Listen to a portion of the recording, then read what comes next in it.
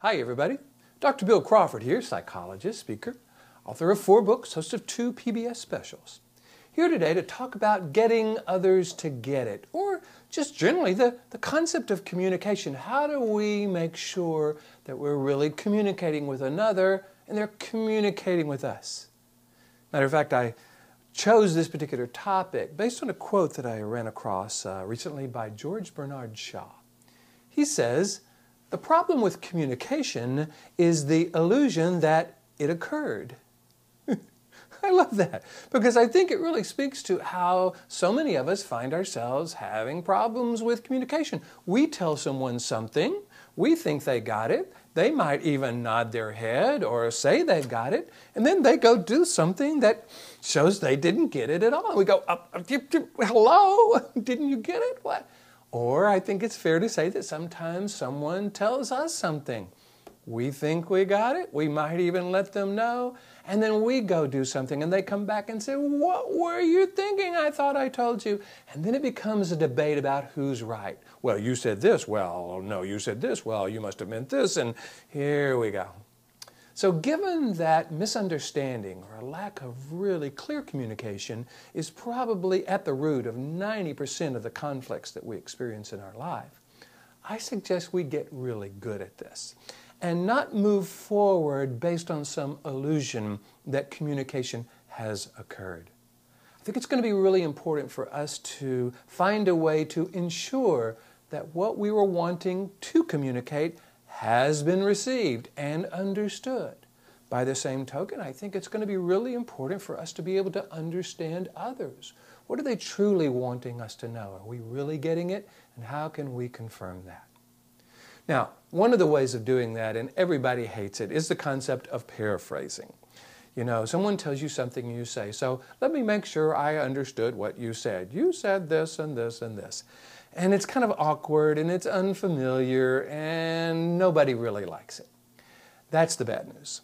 The good news is we can become good at that in a way where it actually improves our ability to be influential with others and others' ability to be influential with us, or at the very least have us be able to truly understand what someone is wanting us to know.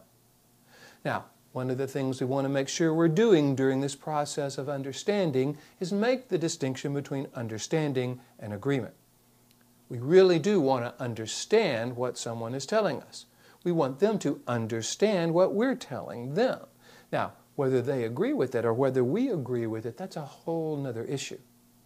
I'm a big fan of separating those. Because if someone tells me that they don't like how I'm being and I'm making them mad, well, hey, I can understand that if they believe I'm making them mad, how that would be upsetting. I wouldn't want them to feel good about the fact that they believe I'm making them mad. Now, of course, I'm not meaning to make them mad. That's not my intent. I'm being misunderstood to some degree, but if I were just to tell them, "Well, you're just clearly misunderstanding me," they wouldn't say, "Thank you for sharing." Oh no, and here we are debating about who's right again. So I'm going to suggest this process of communication as we go forward shouldn't be a debate about who's right. It should be about our goal to make sure that what we're wanting them to know is being clearly communicated and clearly understood. And what other people are talking to us about. We want to make sure we understand it, so then we might have a conversation about whether indeed we agree with it and what we can do differently in the future. Paraphrasing is one of the ways to do that. What you don't want to do, however, if someone comes up to you and says, "I'm feeling really angry and frustrated," please do not say, "I hear you're feeling angry and frustrated."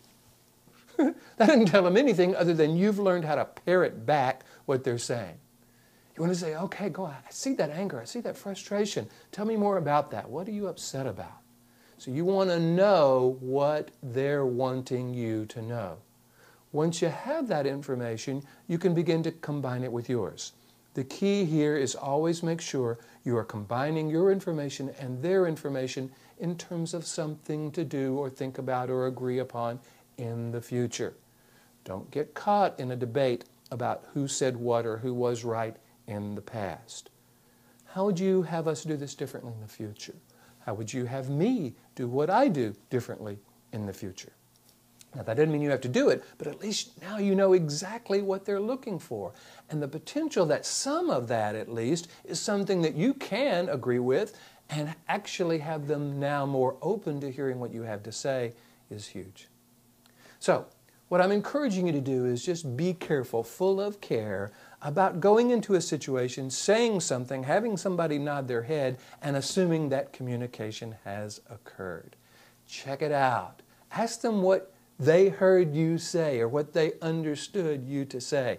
I think you're going to get wonderful, valuable information. And when someone's telling you something, if you want to make sure you got it, say, let me just make sure I got it, and tell them back what you heard. And if they go, yep, that's it, now communication has really occurred. And you both can move forward in a way where misunderstanding will not cloud the relationship. I hope you're finding these videos valuable. I'm having a wonderful time bringing them to you. If you do, please hit the like button and please tell your friends. You know, one of the things I find is when a friend recommends one of my videos or my YouTube channel or a Facebook page to another friend. That's always very meaningful to me. Of course, I am a speaker, I am a corporate trainer, do a lot of that, so if you want me to come and create a presentation for your organization or professional association, all you got to do is go to my website, billcrawfordphd.com, hit the contact button. I'd love to speak with you about that.